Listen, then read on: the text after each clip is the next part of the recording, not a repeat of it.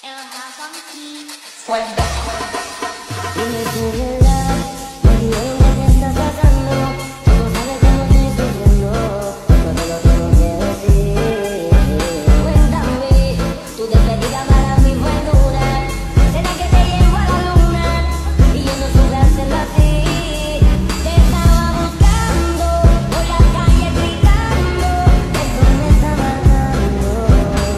Oh no, te estaba buscando.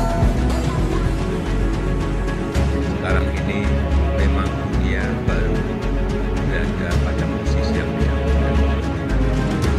Presiden Joko Widodo memprediksi kondisi ekonomi dunia pada tahun 2023 akan lebih sulit daripada tahun ini. Pertumbuhan ekonomi yang melemah serta naiknya inflasi akan membuat harga sejumlah komoditas naik. Presiden Jokowi pun menggambarkan kondisi ini sebagai hal yang mengerikan. Hal tersebut disampaikan Presiden saat membuka silaturahmi nasional Persatuan Purnawirawan TNI Angkatan Darat tahun 2022 di Bogor pada Jumat 5 Agustus hari ini. Jokowi berbicara soal kondisi ekonomi global setelah dirinya bertemu dengan para pemimpin dunia. Di antaranya Sekretaris Jenderal PBB, para kepala lembaga internasional, dan semua kepala negara G7.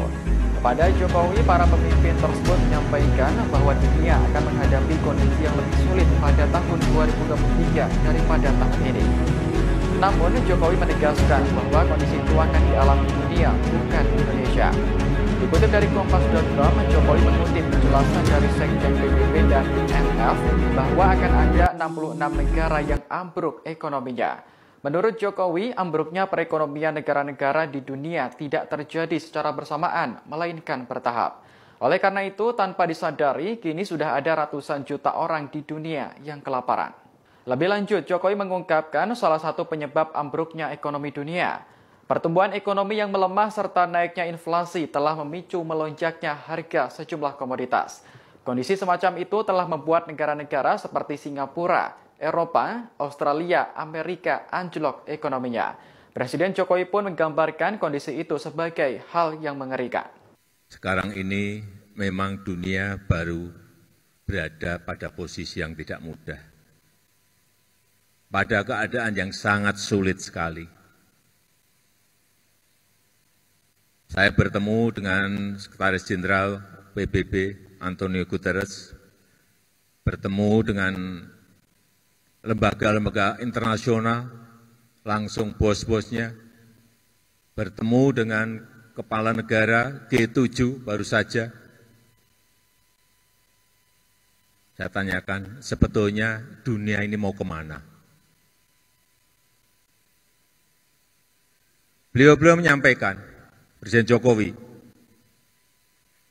tahun ini kita akan sangat sulit. Tahun ini kita akan sulit. Terus, kemudian seperti apa?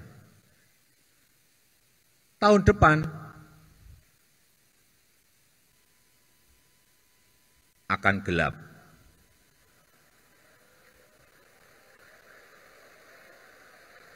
Ini bukan Indonesia, ini dunia. Hati-hati, jangan bukan Indonesia yang saya bicarakan tadi, dunia.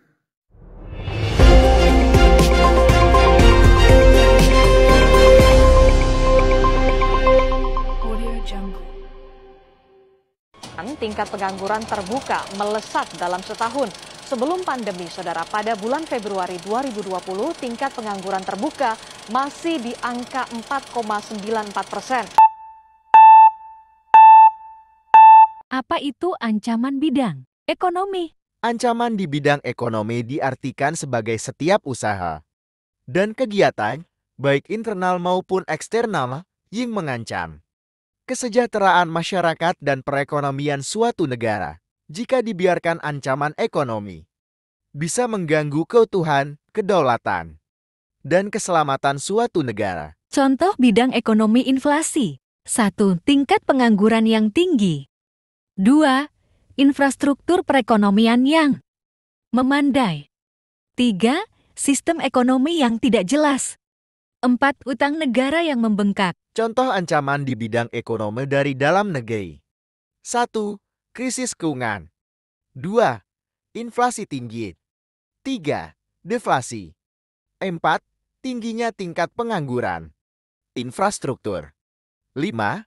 Ketergantungan terhadap barang impor.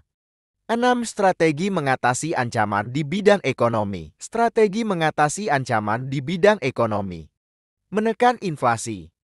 Inflasi mempunyai sebuah peran penting bagi pergerakan ekonomi negara. Membuka lapangan pekerjaan. Strategi mengatasi ancaman di bidang ekonomi berikutnya adalah dengan membuka lebih banyak lapangan pekerjaan, menekan impor, mendukung UMKM, menangani korupsi,